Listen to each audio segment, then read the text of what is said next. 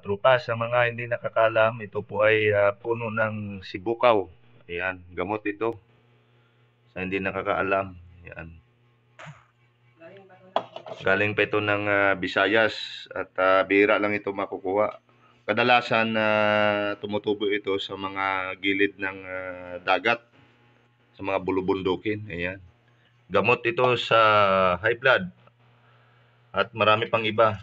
Ayan, lagyan natin ng tubig para tayo ay magpakulo. Ayan. Sa mga diarrhea, ganun din, gamot din ito. At marami pang iba. Kailangan konti lang yung tubig na ilalagay para malapot siya. At saka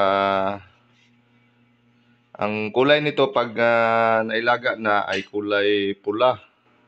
Parang wine din yung kulay niya na pag ininom mo ay medyo mapakla. Ayan. Ayan, pagka nilagyan na siya ng tubig, ganun lang kasimple, ilagay sa lutuan. At antayin natin na kumulo. Tapos marami itong mga health benefits na makatutulong sa ating kalusugan. Ayan.